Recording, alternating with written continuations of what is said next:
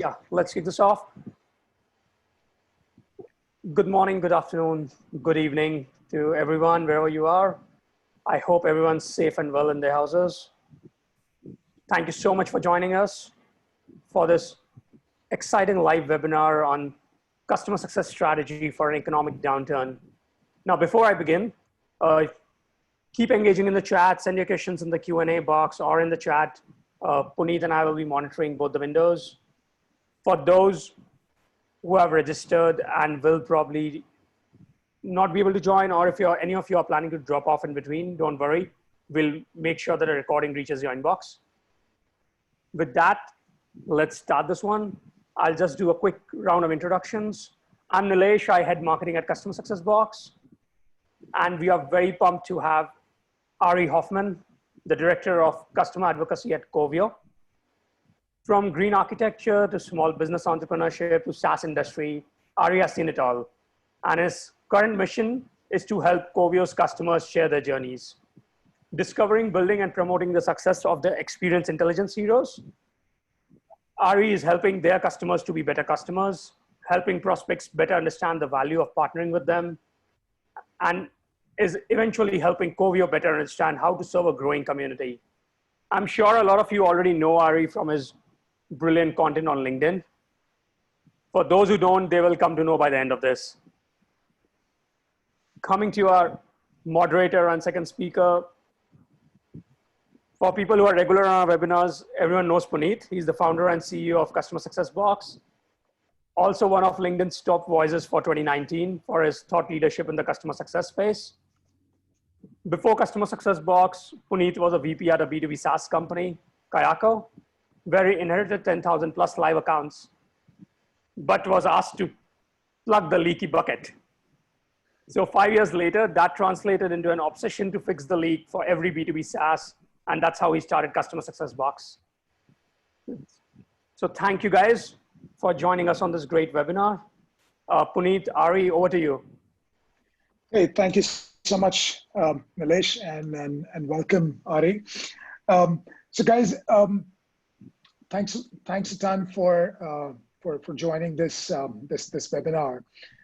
And very frankly, you know, I wanted to personally put this together in the times that we all are living in today. COVID showed up from nowhere, and we are all in lockdowns, times we've never seen before. Feels like living in a movie. There are endless ways in which people are trying to describe it, but I think no matter how many words we use, the personal experiences that we are going through as a world, as a global community today, there are no words which can describe this. And I think in these times, how do we still not just survive but thrive? What is going to be the role of customer success? How do we make sure that customer success stays as an engine which is driving growth, pulling everything together, and taking the entire industry forward, and without, or at least minimizing the impact that we are witnessing from COVID. So we put together actually a small series of about 4 webinars, and this is the first of the 4 parts. Very specifically, all of them focused on customer success, of course, but the first one today that I'm honored to be having and having this conversation with Ari, who is, as Nilesh mentioned, has seen it all. You know, he's somebody who's learned from the trenches. He's led the teams, he's built the teams, has been in the industry for many years. To learn from him and also have a very open discussion, and that's the idea. This is not one of those pre-recorded webinars, or the entire series is not going to be about where we are simply, you know, throwing one slide after another. That's not the idea. Frankly, I wish I had, or even Ari would agree. Will you, Ari? We wish we had a playbook, right? But here, I think we're gonna get into a conversation, talk about what's going, the way when we are thinking about customer success in these turbulent, uncertain times when we are already looking at maybe some sort of an economic downturn, but at the same time, it's a very different downturn because some of us are even experiencing some positive sides if we are one of those lucky ones, and then there is an economic challenge for a lot of us. So today we'll be talking about the customer success strategy at a very, very high level, but more than, I think dictating a strategy, you'll see we are more, at least my conversation is going to be more around giving you guys a framework with which you can come out with your strategy, or if you've already come out with your strategy, maybe you can throw that in the framework and see if there are more thinking points that you can take away. So this is going to be the topic of the webinar for today. But the rest of the three in the 4-part series, the next one we're going to talk about primarily about retention. How do you drive retention of customers in the COVID lockdown? And number 3 in the series is going to be customer success playbook itself, and that's where we get into the putting together a playbook. Can we give you something which you can just either take as a whole or copy paste and deploy, or tweak it and make it your own, whatever works. And the last one are going to be more like do's and don'ts of customer success in a crisis. But today it's all going to be about strategy. All of these are going to be on same time, Fridays. So today is April 17th. The next one's on 24th, 1st of May, 8th of May, same time every Friday. So 4 of these webinars. Perfect. So with that out of the way, let's dive straight into strategy. So Ari, how are you thinking about customer success strategy? Where do you think people should even start thinking about customer success strategy in the times that we have? So clearly the strategy that we were using, is that still applicable? Probably not. Yeah, I mean, this is a really big question, right? It's a vision style question, mission. It's over even the strategy as what is our principal vision here in this time of crisis, and then can we take that vision and implement some of it as we're moving out of the crisis, right? So you're seeing this across the industry. People who might have had a 3-year digital transformation timeline, right? Now they're doing it within 3 weeks and they're accomplishing these things. So the rate of innovation is always, it's always pushed at a much more rapid pace when you're faced with challenge, right? And crisis, we can look at it in 2 ways. One is an obligation to try and survive this, or 2 is an opportunity as a position to reset, right? And a lot of this, starts at the personal level and then expands, because it's not only a time to inspire others, but it's a time to be inspired yourself. And if you can't carry that every single day, how are you supposed to transfer that off? So, I'd start at the micro level of yourself, and then, at the bigger level, when we think about how can customer success affect the economy, how can it affect the industry as a whole? Like, what place does it play? What part does it, play in this whole new paradigm that we're faced with? I don't think customer success has ever been in the creation of customer success over the last 10 or 12 years. I don't think it's ever been as critical as it is right now. I don't think it's ever played a more instrumental part than it does right now. And what I mean by that is the customer success managers and directors and engineers, everyone who's involved with it, what is your number one goal? What is your number one objective, right? It's to make the customer successful. It's in your title. Byproducts of that, right, are net new opportunities, our expansion, upsell, but the number one goal is make them successful. With that, everything else follows. And so these times that we have upon us right now, what they provide us is this wonderful opportunity to hit a reset. We often talk about measuring the right outcomes for our customers, measuring the right KPIs. But right now, what this is forcing us to do, and I'm watching it across the industry, I've interviewed over 25 customers in the last 3 weeks. And I've uncovered a lot of incredible stories on how they're helping their customers, what they're doing in this time of need. And what this time has allowed us to do is actually focus on what their outcomes are. So what we tend to do is say they're their customers' outcomes, but really we're just kind of trying to mold them towards the outcomes that we want to measure, right? That show success of our tool, not the success of them in their role, right? The job of our products and our services is not to be everywhere and all the time. It's to make their job as easy as possible for them. The more seamless their job, the more likely they are to continue to use your service, right? The harder it is, the more they have to feel like there's operational tasks at hand, right? The stickier, or not the stickier, but the more friction filled, they're probably already looking somewhere else for something easier to use. And so right now we've seen customer success really change in real time how they're focusing on customer initiatives, on customer objectives, right? And, you know, I've seen, what I mean by that, like as a more specific example, is some of our customers have said, you know, right now we're moving our QBRs out. We're not focusing on QBRs because those are focused on us and measuring them. So they've, yeah. Ari, before we dive into that, I think I didn't mean to interrupt, but I think one of the very interesting points that you mentioned, that customer success has never been more important than it is today. And I think let's take a moment to sort of reflect on the fact that a lot of us. Sorry, I've had a daughter enter. I managed to give mine a television remote. It's like, all right, she bargained one. The remote for an hour. Cool. That's beautiful. That was never possible before COVID. So there are advantages. I think we are all blessed with more hugs than we have ever gotten in the last few weeks, right? Hugs and screams. A beautiful combination of it all. Lovely, beautiful. Frankly, I'm all the customers, all my colleagues.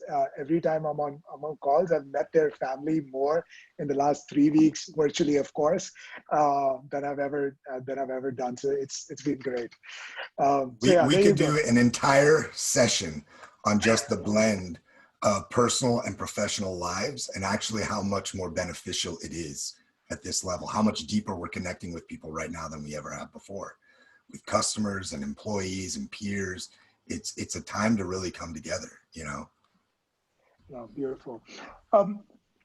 Coming back to, so I think let's take a moment for all of us, you know, I personally feel that being in the B2B SaaS industry is essentially in a subscription economy, living in the subscription economy, being part of the subscription economy, not just as a consumer of subscription economy or a subscriber of subscription economy, but also the fact that, you know, we live in the digital world. We are providers of technology, and we have customers who pay us month on month, quarter on quarter, year on year. That basically means we are not 100% relying on new sales for the money or the revenue to come in every month. And I think B2B SaaS is probably the most blessed that way, is that we are probably the ones who are going to pull a majority of the industry out of any economic downturn that we are seeing, because we keep the revenue coming in. I would say customer success keeps the economic flywheel running, keeps the economic flywheel spinning.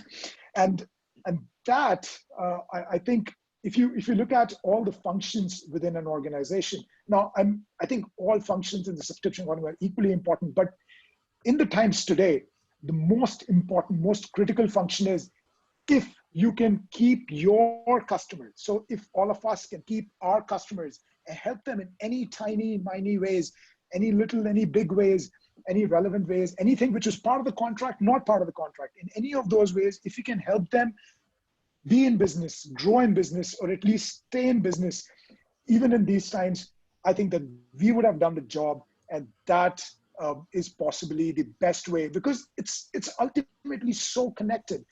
For example, if I've got a customer who's selling who's, let's say, is a point of sale business. That point of sale of a restaurant is only going to work when people walk into that restaurant. That restaurant needs people before they can hire those waiters back, and it's everything is so connected. And so I just wanted to right. That's a emphasize. great point. Like how do they continue to serve the business? And I know you and I had talked about this earlier. If you're Open Table, how do you save a restaurant, right? There you go. And we started to kind of go down a path of exploring that.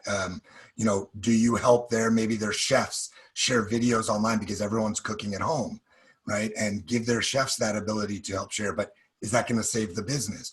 Maybe they pivot to maybe helping their restaurants deliver to homes, right? Because people need help right now. I know we do, right? Both my wife and I are working full time and trying to manage the kids and also teach them at home. And so we need that help. But is that also going to save the business? And we know that there are other competitors. And how can you start to think about that strategy? And I really think it depends strategy-wise on who your customers are, obviously, but to think outside the box, right? And maybe at some of these points, it's to prioritize what customers are actually going to make it through this, that have the ability to, and that's where your focus needs to be to help them survive. And some of them, you have to say, there's going to be some churn. And I know that's tough, but thinking outside the box, I just want to share a couple quick examples of this because it's been inspiring to me. We have one of our customers is in small business accounting. They have over 2 million customers and zero. They are working with government agencies, right, to find funding for their customers, right? They're putting it at their customers' fingertips. They're making that information accessible and they're lobbying for their customers, right? So they're going far outside their normal paradigm because they have those ties already, right? We're looking at Comcast. They're still charging me for the service that I use, Xfinity, right? I use their internet. I'm using it right now. But they have tacked on so many extras right now to help us through this crisis. It's wonderful. I have such a good feeling about Comcast that I've never had before. Okay, I have not been. I am a diehard now because I have free services. I have education platforms for my kids. I have all of this that they've given to us in this time of need, including they shipped me out a free box, right, to be able to use this and watch TV and be able to do these things while we're stuck in our homes. And we have one of our customers who works in what they call the general aviation enthusiast industry, AOPA. And what they're doing is their pilots, they've organized their ability for their pilots to connect. And some of these pilots are flying PPE. They're putting their own health at risk because they have private planes and they have access to smaller one-ways that commercial planes don't have. So they're flying PPE around the world. They're flying testing kits to underserved areas like Haiti, right? And they're flying sick people to hospitals and to doctors. And so it's incredible. I mean, my hair stands up on my arm. They're thinking outside the box of how they can help their people. We even have the American Bankers Association, and you're thinking, oh, what do the big banks need help? They need a lot of help right now, but it's not just that, it's how do banks help their consumers? And so they have this huge resource because the financial, focus right now is completely blurred. A lot of us don't know where our future stands or where it lies in a year from now or 3 months from now, right? And so they're putting those services together for people to really be able to collect around because the bankers rely on the consumers and the consumers have to have confidence in the bankers. And so they're thinking about themselves outside of the box in that way. And the biggest example I have here is I am so proud of our customer success team, right?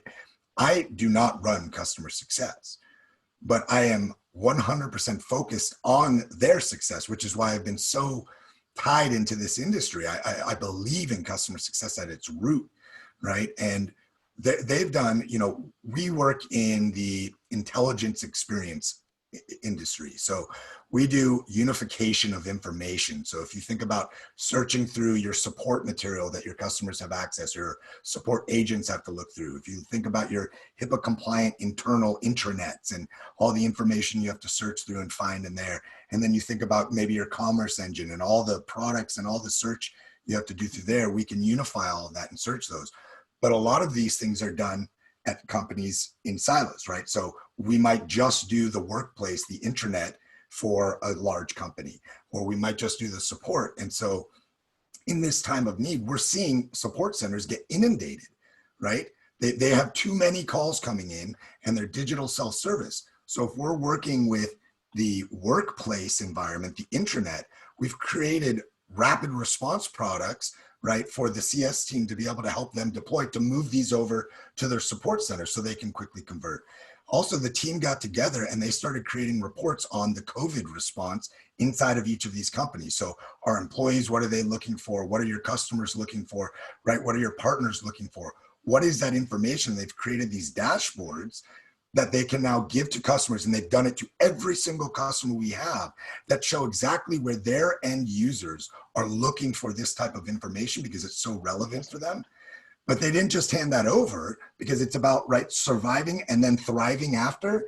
So to thrive, they've also taught them how to create these rapid response reporting so that as they move on and other issues come up, they have the ability to do this themselves. They've empowered them, right? Because self-service is everything. We don't want to have to rely specifically on our CSMs. What we want our CSMs to do is be there when we need them, right? And advise us on where the future looks, right? And help take us to that future. So it's been unbelievably inspiring to watch the company and the customer success team take this opportunity to really serve what's helping the customer instead of what we want out of the customer.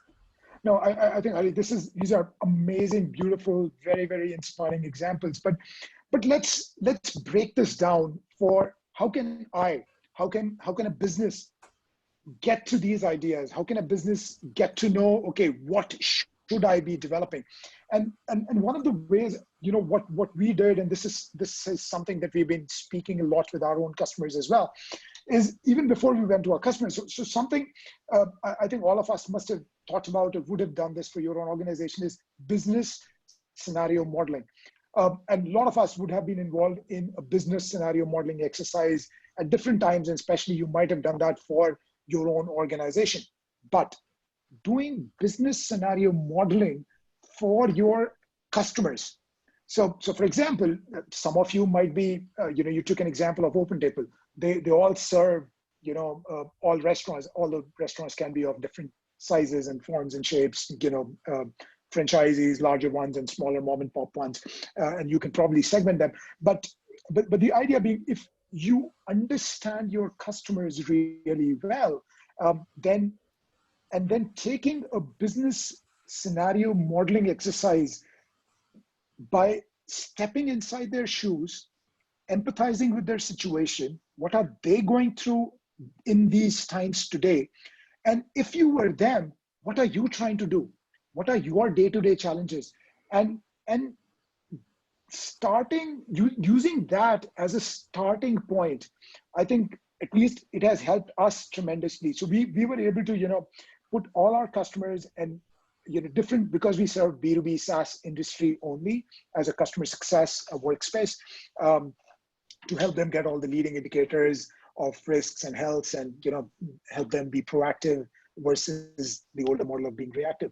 So the way we were able to, our first goal was to do I understand who of them, and some of us are actually impacted positively as well. So is there a positive impact of the lockdown, which is being forced upon all of us by COVID? Or are you a compliance-driven tool with no impact? Or is it a minor negative impact, major negative impact? Then mapping them to exactly what those challenges could be, what industries you're serving. And if you're not serving, like we don't just serve one industry, we sort of cut across, and hence we have to take that into account. And we were able to do that. And just by doing that exercise for each of our customers, I think so many light bulb moments. Oh, this customer is going through this, that they must be thinking about these challenges, or must be their everyday challenge now. And that was very, very inspiring. And step two was to not just do it in a silo. I think maybe first iteration is okay. Then I think going out and doing it as a collaborative brainstorming exercise with your customers, asking the customer, hey, what are your challenges? The world is not the same. I know you probably, whatever plan we discussed last quarter, last year, it's not valid anymore. So how can How can I be help? What are you going through? If you help me, if you sort of share that with me, maybe we can do something. And I think this is sort of, to me, even before you start carving out any strategy, using that context, realizing that, the older plans will not work, and setting up or resetting the entire context from a customer's perspective is key. What do you think, Ari? And if you've got some So similar, I think there's multiple approaches, right? I think that waiting to deploy certain strategies until you've thought through everything is not all. It's great for big strategy, big plays, continuous movement, but in rapid response, you've got to be much more agile, and you've got to be flexible, and you've got to know that some of the things you're going to try aren't going to work, and that's okay, because we're not the only ones who are doing that. You have to MVP. And I think the second part of what you talked about has been the most eye-opening and beneficial step that I've seen so far to working quickly, which is opening the doors to your customer communication, right? Letting them talk together. At times we can be scared to let our customers have unfiltered conversations, right? And we're scared that it can turn into a nag fest, and it can just be complaining about. Right now, everyone is reaching out for help, and everyone is looking for it. And customers want to talk to customers. Let's be honest, right? Customers want to talk to other customers more than they do anybody else. They want to walk a day in the shoes. They want to talk to someone who knows what their walk is like, who actually knows it, not just from hearing it from them and working with them, but actually has their feet on the ground in the similar role. And so, I'll give you an example here. We had an award ceremony set up for our customers, and this was at our big customer conference. Everybody flies in, and we, out of 60 or something submissions, we award 5 customers up on stage with their customer success managers, because it's not about just the customer, accepting this award. It is a partnership. We have this beautiful thing, and it's all thought out, and the designs and the awards, and it's gone now. And nobody's going to tune in digitally for a customer award ceremony, right? Nobody's going to tune in to hear people thank. And so we had to rethink, what is that approach? How can we still honor these people, but show the value of what they've done, so that there's value in those who would want to tune in? And instead of trying to just recreate it ourselves and think about it, I held an open table. I had all of the competitors, right, technically competitors, get together, and we had a chat, and the engagement was so eye-opening, right? They came up with ideas that hadn't even touched our thought process yet. And because of that, it wasn't just that they were up there and giving us new ideas, but now their level of ownership over these awards is just gone through the roof, right? They are literally bought in on it, right? And they want to see the success of it all as a whole. And so we've even changed our approach of, maybe at this time in this need, we don't honor just 5. It's about all of them. It's about everyone who's engaged and celebrating them all and the work they're doing. So I see on the questions, people are asking what they can do now. And I think tactically stepping into this, what are 1 or 2 things? Talk to your customers and find out what are 1 or 2 things that you can help them with now that they can actually accomplish right now in real time. And it's got to be flexible, and it's got to be agile, but you got to talk to them to find out what matters to the 1 or 2 things to them. This isn't about measuring the right outcomes right now. It's how can you help them survive right now? And how I will say this, because I know that this is also an issue. Everybody has 0 bandwidth. Some of your customers might have 6 or 7 CSMs trying to do the same thing at the same time. They're all trying to get in contact with you while you're just trying to survive. And you're going, I don't have time, guys, for this right now. I'm inundated. How you break through that static is you've got to lead, as you said, with empathy. And people talk about empathy a lot as a big picture, but how do you actually apply that? Let me give you a tool, right? Start with the help. So when you reach out to a customer, don't ask, to try and get a QBR lined up. Don't ask to try and contact with somebody else. Don't ask for things. Offer help. Just reach out. Your first email, just reach out and say, hey, I want you to know I'm here. I'm thinking about you. I know these are tough times, and I know you must be busy.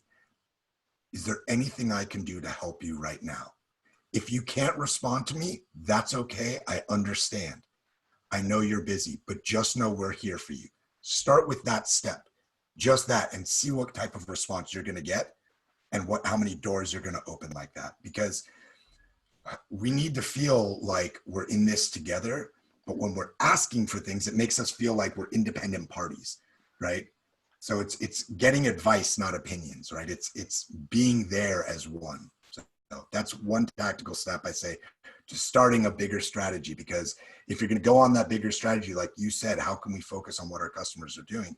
The other point two is data pools. We've got all of this tremendous data, especially those of us in SaaS, right? And I feel so fortunate right now. I'm not struggling for a job. Our gong is going crazy, right? We're doing sales because everybody is knowing how important this digital self-service is right now. We have people who are before, right? A lot of focus was in support. Workplace was just kind of like, if we have an intranet, that's good, but it's not our main focus. We don't have a lot of budget for it. Well, now that everybody's remote, guess how important your intranet is, right? And your internal communication service is. So that's moving. So we're fortunate, but we still have to continue to support those customers in commerce, right? And those customers in support. And what we're doing is we're looking at the data. We're saying, hey, this is where we're seeing these friction points. This is where we're seeing people being held up. So we also have the internal side, like you were talking, how do we walk in our customers' shoes? The data that says the objective, right, stuff, and then we talk to our customers for the subjective side of it. And when you blend those together, that's where you get your bigger strategies to move forward, right? No, I think great point. And I'm trying to read through as many questions, guys, as I can. I think I'll pitch in here. So Ari, I think you actually ended up answering a couple of these guys. So Sindhuja had a question about how to improve the two-way connects and build relations. He has 650 accounts, all SMB. How do you scale this? Yeah. So another point, please, I recommend, I know that we're always trying to track everything, right? And tracking matters, but is it more important right now to track every single thing that you're doing by, let's say, sending emails out in mass through Salesforce, through a CRM tool where it comes through and people can tell it's through that and it's mass? Or is it more important to actually help and build the connection? So even if you have to build groupings and send larger email sets out from your personal email, your personal work email, I mean, not your personal email, do that, right? Make sure that it feels personal. Make sure that it feels touched. Don't be scared to pick up the phone. One of the ways that we measure relationship, right, is by the type of contact we're having with the customer. Is it an email? Is it a phone call? Is it a video conference? We regard video conferencing over email and over calls, right? Because seeing somebody's face is important. And when we can be in person, we measure that as the highest because you're creating relationships that last, right? It's not about winning a customer over. It's about creating a customer for life. And that's through trust, right? And friendship, right? And mutual respect. And so video, when you can see each other's face, is really important. So I implore you, there are a ton of free tools right now, right? Not just Zoom that we're using now. I know one of our customers, 8x8, free video conferencing, Ring Central, free video conferencing, and they all have different perks to them, right? I know, like, for instance, 8x8, you can actually do multiple screen shares at one time. So let's say you have a bunch of teammates who all have different reports. Everybody can have their reports up at the same time, not just one. And you can click on the report you want to expand while you're in real time. And guess what? It's free, and you can create your own custom links, right? That it can say whatever you want in them to send out to people, and you own that forever. So there's a lot there to be able to connect. Yeah, and I think those are good points. And if I can just add, Sindhuja, to your question. So, Sindhuja, I understand 650 accounts that you are managing, all SMB. Clearly, you cannot have 650 conversations, and that can be completely overwhelming. But I think the key here will be if you can segment them in the right buckets, and then just do enough sampling. Even if you speak to 5 or 10, and you will very likely see a pattern emerging.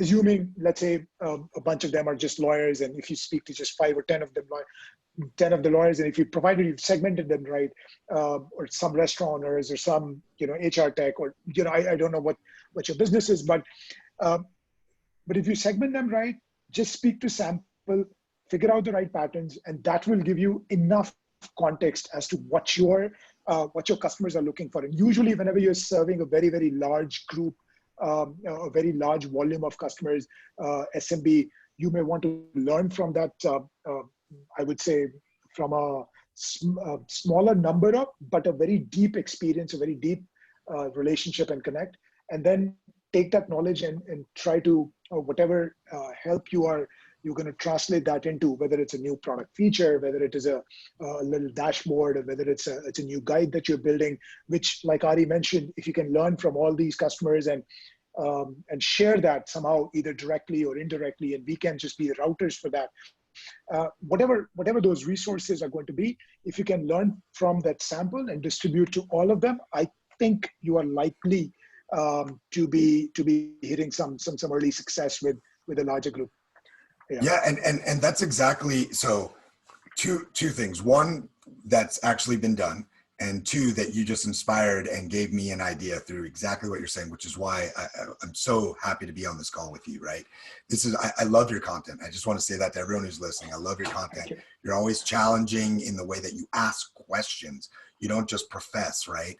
And that's more important than ever, right? Which is the theme here. If everyone is listening, ask questions, ask your customers. So now more than ever is the time for your customer success teams to work with your product teams. And we're doing this at Coveo, where we're saying, okay, we've asked the questions. We see where our customers are needing help right now. What can we rapidly produce in combination with our product teams so that our own software and our own services are providing them value, right? So that we're actually using, right? We're having them drink the Kool-Aid in real time. And the other one is, when you're talking about mass segmentation, right, and personalization, and how do you talk to a lot of customers at once? Hey, let's use the tools that we have at our hand. Everybody can record a little series. So if you are able to ask the questions and now you've segmented, okay, the people in my commerce space, in my online e-tail space, they're having these similar issues. The people who I know that are in self-service support, right, and digital experience, they are having these issues. The people who are actually on the phone line support, they're having these issues. HR is having these issues. Well, I can now create tailored messaging video where I can speak to them, and I can actually invite them to all get together to help solve, right? And I can speak to each of those segments, and I can record maybe 10, 15 little videos that only have to be a couple minutes long, saying I'm here for you, saying I'm here to support you. And hey, by the way, I'd like to also open up the forum to hear back from all of you together and let you all connect. Whoever, I know there's privacy issues, but whoever is open, here's a form you can fill out to say if you want to connect with us or connect in an open table forum, right? So that we can learn together. You will be amazed. Yeah, I think people are willing to engage like never before, and I think all of us are. I'm more available to learn because we are all going through this together, and we are all looking forward to learning from each other. So, and hence, I think this is definitely a time, if you're going to reach out, you're going to get far better response, and you will end up building relationships which are going to. COVID is going to come and go. We know that we're going to come out of it, and we're going to come out of it stronger. But those relationships will stay for life, and it's definitely a time to build stronger relationship. Another interesting, Ari, taking on. So now that we've learned, now we want to put something together. Now that we have this new learning from our customers, speaking to them, learning from them, engaging with them, that, okay, these are your new challenges. And by the way, then we start to dig in. It's like, what can I do? What can I do? And you spoke about open table. Restaurants are all closed down. No, nobody is going out venturing at a bar looking for a drink, or, that's out of bounds today with stay at home orders. Can something like an open table, and this is an extreme example, can something like an open table be relevant in times today? I have a gym membership. Obviously, I've paid for a year. That's typical of gyms. Can a gym membership be relevant in any ways today? The underlying truth, and let's have this thought experiment, or some theory behind. The underlying truth is, people have not stopped eating. we all still get hungry after every 4 hours, and we still want food. Do you have kids? Do you have kids? Because it's a lot more than every 4 hours. There you go. Yes. And you know, I didn't mean to make everybody conscious, but you know, we will all have stories of before and after, like pre-COVID lockdown weight and post-COVID lockdown weight, and both are related. So we eat every 4 hours or maybe every 2 hours, and then you know we get up the next day and we still want to exercise. Keep in mind, gyms are still not accessible. That means my gym membership is not at play, and this is a subscription business, and an open table, it cannot help. But can we? So I'll take this gym example maybe, and Ari, I think you had some open table examples yesterday when you mentioned. So in the gym membership, they've gone ahead and launched what is called do exercises at home using their app, which was I already used to use that to book the classes, and now all of a sudden they've gone ahead and launched that. These are prime examples of how at a core, you know, your gym membership is all of a sudden not possible, but in the technology world that we live in today, your technology is possibly already hiding stuff which is very, very relevant. If not already, probably an inch or two away, hopefully not more than that, from tweaking and making it more relevant. Ari, you want to talk about some open table alternatives? Or what can open table do? No, I mean, you know, not about open table, but I want to stick on your gym membership here, because and so for people who are listening right now, what I ask or implore you to do is think about these examples, and then maybe how you can think about your product or service in a different way, right? Because that's what these companies are doing. So we want to learn from what the best of the best are doing, right? And my wife is part of a gym that, you know, really pushes accountability. So there's a check-in and a check-out. You actually pay a fee if you're late to your class or miss your class, right? On top of your monthly fee, you pay a fee if you miss it, because there's only so many spots available.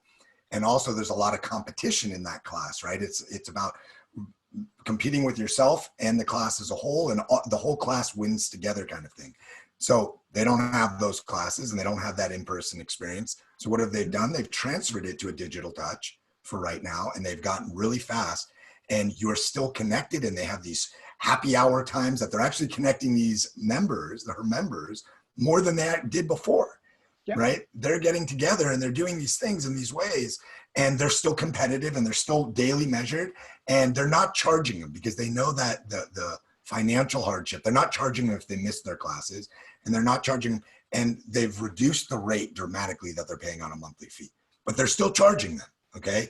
And I know that one of the questions that we want to cover today is a very sensitive topic, which is how do you maintain MRR, right, during these times? And how, I know that one of your guests asked, it's a really scary topic, right?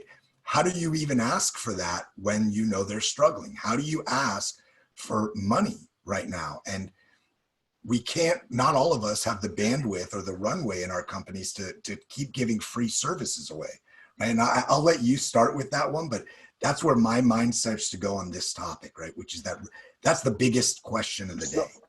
I think MRR, I always feel MRR, retention, revenue is all a function. It's a byproduct of the success that we deliver.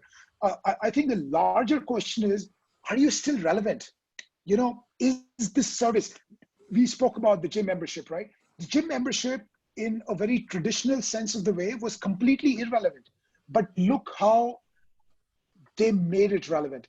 And these are the ideas that I think make sense to when you are going and asking the customer, what are you thinking about?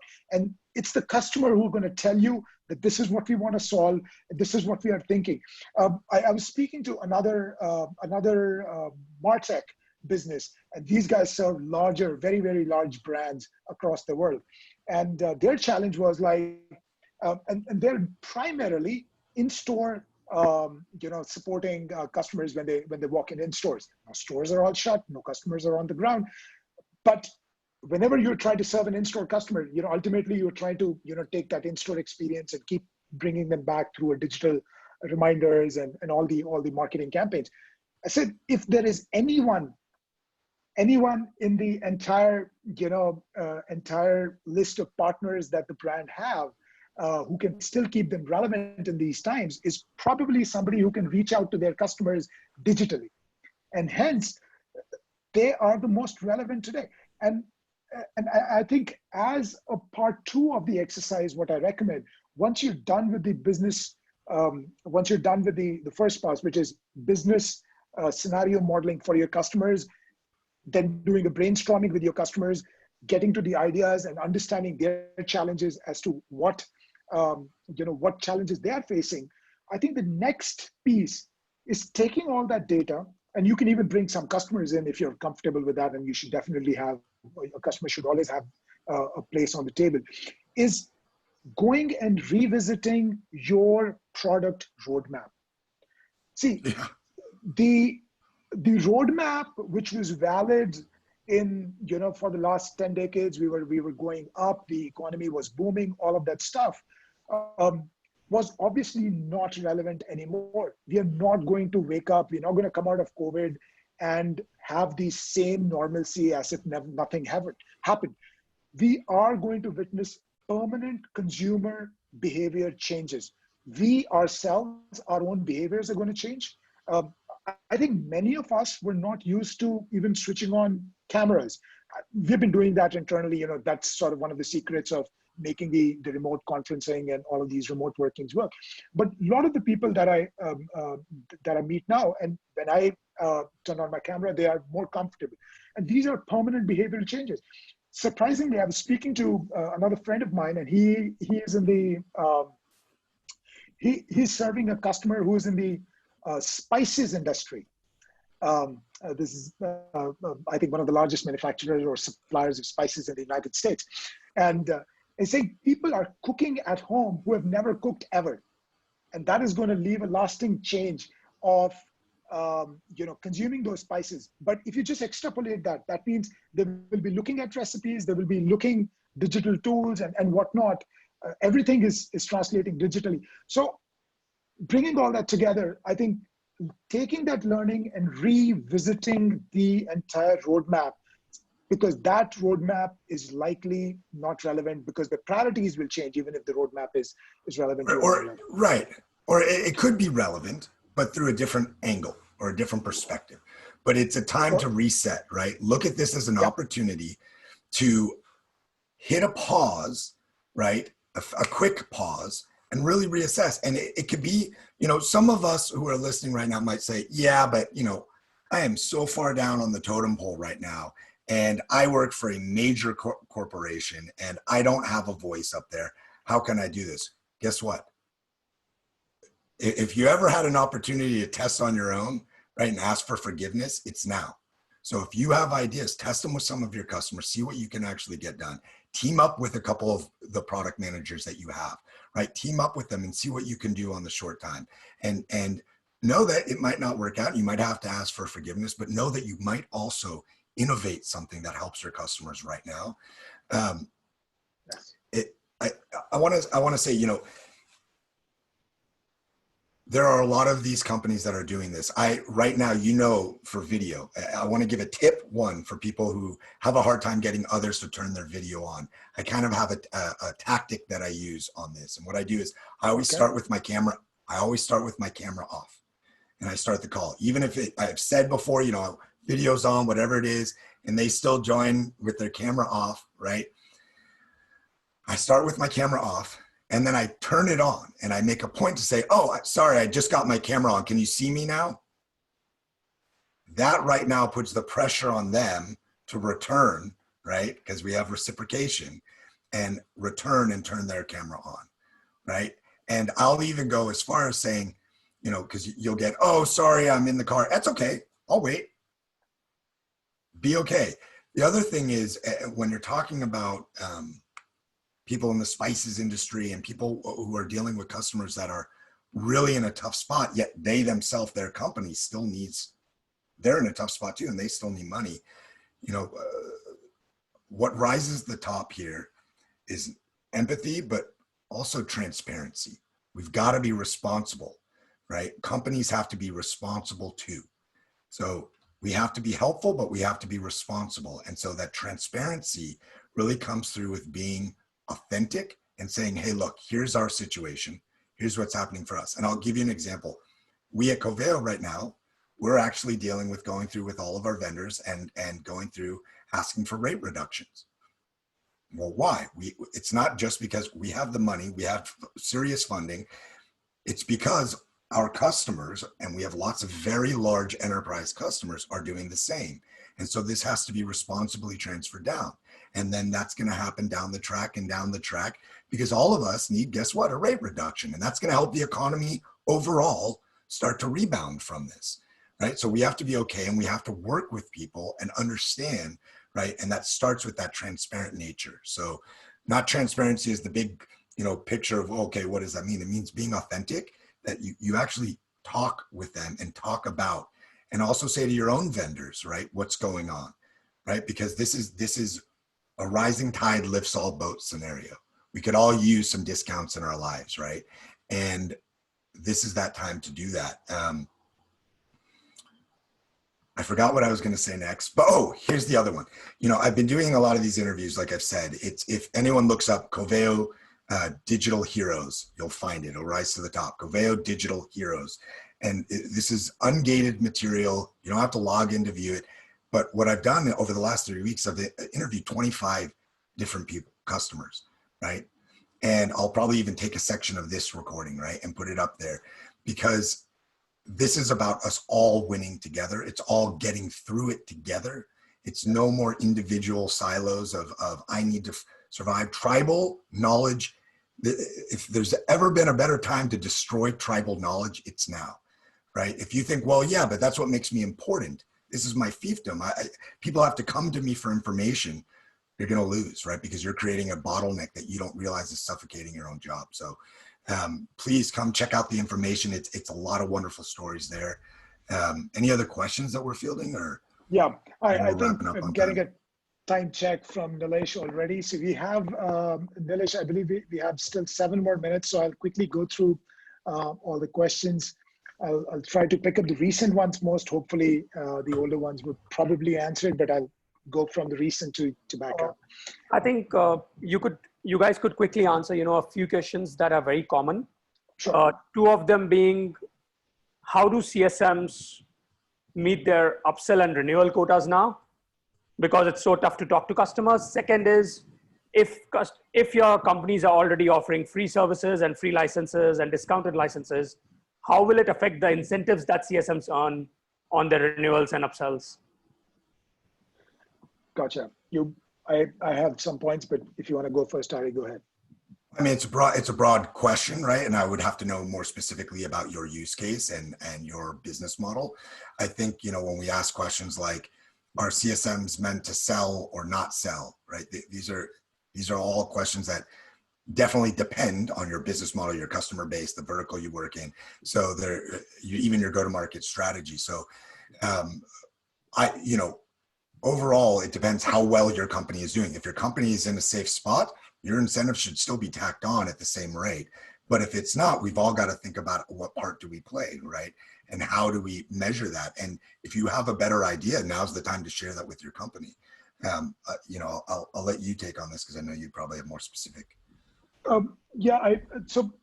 So at a very, very high level, I'll try to answer some of it, but this is something that we're going to discuss in our future webinars, particularly on the retention piece. But very specifically, when you're talking about renewal quota, I think the first thing that we all need to realize is maybe go back and reset as to what is the strategy. Are we trying to maximize MRR or retain MRR? Are we trying to retain number of logos? Or number of users? So I think that needs to be understood. So for example, if you are, let me take a wild example. So let's say if you are in the sales, if you are a sales tech, or let's say you are a CRM, And if your customers are either reducing jobs or the number of sales reps at the moment, they're likely to contract. And then you need to choose what you want to be having high priority. Do we want to be maximizing the MRR, or do we want to retain them as a customer? Because we're all going to come out of COVID, guys. We are in subscription economy. If we are able to hold on to the customer, if we are relevant, if we help them in ways they were not even expecting, and we deliver something positive. Subscription economy is all about lifetime value. It's not just necessarily about getting everything this month or this year. I think retaining the customer is more important than hitting the renewal quota itself in the times today. Again, like Ari mentioned, I think it is always going to be very, very specific to what businesses, what business context you have, what is your customer going through, and so on and so forth. So it'll always be an "it depends" answer. But if you are in a tough spot where even asking for the same retention price is challenging because your customers are facing such scenarios, then I think focus on retaining the logos by staying relevant. There will be times in the future, and not so distant future, where they will be not just be willing to just pay you the same price, but probably even more. I think it's all going to come down to our empathy and innovations and all of the pieces that we spoke about today. One question I saw that I do want to answer really quickly. Please, go Somebody ahead. said, because I think this is at a tactical level that will help a lot of people on this call realize, what role we play. All of us, not just customer success managers, as human beings. Being empathetic and being transparent and authentic, absolutely clutch characteristics to carry in life. But also being a challenger. Okay, so I saw a question that said, we have to be sensitive to those people who aren't comfortable on camera. Absolutely agree. Sensitivity is great. But also, isn't our job to make people better? Right? And I'll give you a use case. I have a customer who I interviewed who hates cameras. She was so nervous on a webinar we did together at one point, or I had her with a product team. She broke out in hives and couldn't sleep the night before. And this was a pre-recorded, not live webinar. And I understand that. Right. And I get it. And so I've worked with her little by little to make her more and more comfortable. And we just did this interview and she hated the first one. We did it again. And she is now so much more confident than when I first started with her. And that's my job, right? Is to help build people up. And so it's okay. Uncomfortability is okay. That's how we grow. You cannot be scared of uncomfortable situations. You have to be okay with embracing those. It's the lobster, right, analogy of shedding its skin. Right? That's how we grow. So you don't be shy of uncomfortable. Just because you should be empathetic, right? And transparent doesn't mean you can't challenge and embrace the uncomfortable scenarios. Yeah, perfect. I think that's a very fine example to end with. I think there'll be opportunities to challenge your customers in all conversations. And I think as customer success, if I think there is one word that describes the entire job role in terms of how do you deliver success, I think if there is one word, is by challenging your customers, saying, hey, this is what I see so many others doing, and this is what you can do. And this is I think challenging your customers is second nature to every customer success leader, manager, rep out there. I think those are all the, that's all the time that we had today. Can we take one last question, because that's been a common theme for everyone. A lot of those people ask questions. It's based around communication. So for people who are who are serving industries which are going to shut down, like restaurants, transportation, logistics, where they know that their customers can't pay right now, how should they approach the communication? What communication should be sent from, let's say, if you are a B2B SaaS company dealing with businesses which are not going to be earning anything right now, and they can't probably afford to pay for your software, but you do want to retain them. What are the options available, and how do you communicate? That's what we covered earlier, which is empathy. right? Support. And if you know they can't pay, then don't ask them to pay, right? If you know that already, that's not the time. And does your own company have the runway to survive that, right? You have to be real. You have to be honest with this situation. You have to be responsible about it. If your company does, what else can you do for them now? And ask how you can help. If your company doesn't, you've got to be transparent with that, right? And you've got to start thinking about what other ways can you either generate revenue, or what other ways can you start to, well, actually that's it. What other ways can you start to generate revenue if you can't make it through this transition?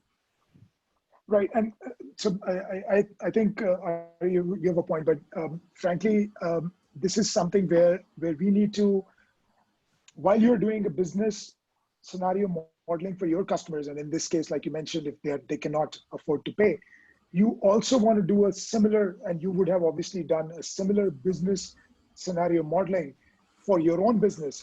And we have to find a sweet spot where they stretch a little and where you stretch a little. And if both of the sides are in real tight spots, and a lot of us are in those situations, then I think as long as we are transparent, we are having an honest conversation that, hey, we see that you're relevant. We want you not now, but in future. Offer ways in which you can have a working arrangement for next few months. And as you come out of it, I think they will be, both of us, both the sides hopefully will be in a scenario where they would want to pay you, and they will be in a situation to pay you, and you will likely be not just surviving through this, but hopefully, when we all come out of it, you're likely going to see an explosion of MRR, as we all come out. Because see, whether it's trucking, transportation, all of that stuff, that business is not going away. That will always stay. I think it's a time, if you are in all those tough spots, it's a time that we have to just get through together. That's the piece. To wrap that, right? We started with inspiration. We should end with it. And being responsible and being authentic right now is important. So, if you see the writing on the wall, maybe your company isn't going to make it through this, and you're in the CS space, guess what? The CS industry is banding together right now like no other. Everybody is putting up resources for who is hiring, because a lot of companies need help right now. So don't feel like this is the end of the road and everything's going to end. There's a lot out there. Make sure to reach out to your customer success community, because it's there. LinkedIn is filled with it. People are sharing who's hiring all over the place. So, this is not a time to freak out. This is a time to actually grow as a human, as an empathetic and responsible person. And you're the best. Thanks for having me on.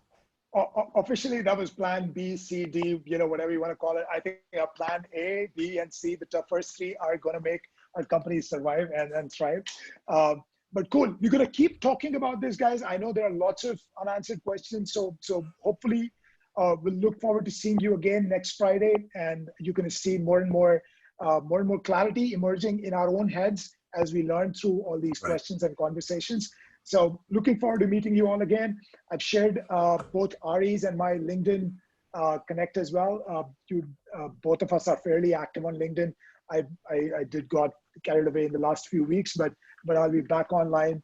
I'm back online, in fact, on LinkedIn. So please do. Love your content. I love it. And I love your content. And you're just being humble. I think Ari's content is one of the most inspiring, that sort of inspires me to do better. So cool. Thank you, everyone. I think we'll wrap up with this, and we'll take it from. We'll take your leave from here. Thank you so much, stay Ari. Safe.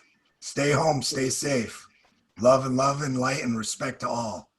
Yes, and while you're home, enjoy all the hugs. Lovely. Bye. Perfect, guys. Take care. Take care, everyone.